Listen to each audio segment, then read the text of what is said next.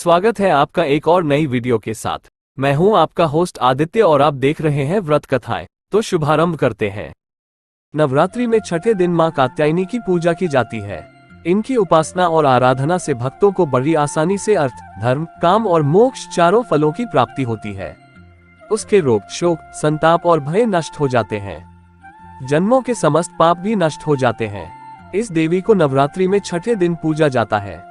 कात्य गोत्र में विश्व प्रसिद्ध महर्षि कात्यायन ने भगवती पराम्बा की उपासना की, कठिन तपस्या की। उनकी इच्छा थी कि उन्हें पुत्री प्राप्त हो। मां भगवती ने उनके घर पुत्री के रूप में जन्म लिया। महर्षि कात्यायन की पुत्री होने के कारण माता कात्यायनी कहलाईं। सबसे पहले इनकी पूजा स्वयं महर्षि कात्यायन ने की थी।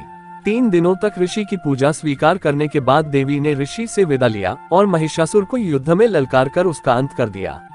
इसलिए इन्हें महिषासुर मर्दिनी के नाम से भी जाना जाता है। इनका गुण शोध कार्य है, इसीलिए इस वैज्ञानिक युग में कात्यायनी का महत्व सर्वाधिक हो जाता है। इनकी कृपा से ही सारे कार्य पूरे जो जाते हैं। ये वैद्यनाथ नामक स्थान पर प्रकट होकर पूजी गयी। माँ कात्यायनी अमोघ फलदायिनी है।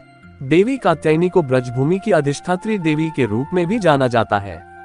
ब्रजभूमि की कन्याओं ने श्री कृष्ण के प्रेम को पाने के लिए इनकी आराधना की थी।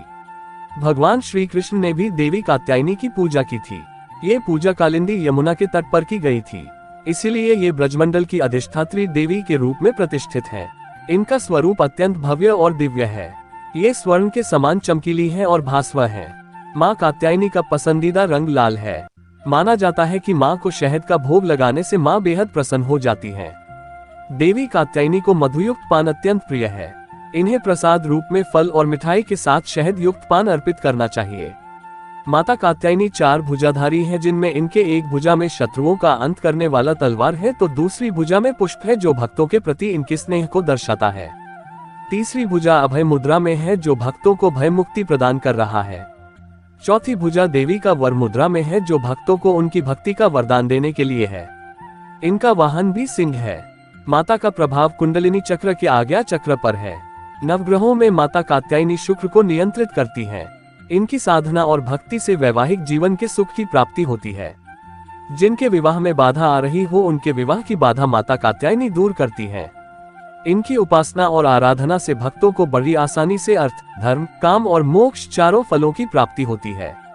उसके रोग, शोक, संताप और भय नष्ट हो जाते हैं। जन्मों के समस्त पाप भी नष्ट हो जाते हैं। इसलिए कहा जाता है कि इस देवी की उपासना करने से परम पद की प्राप्ति होती है।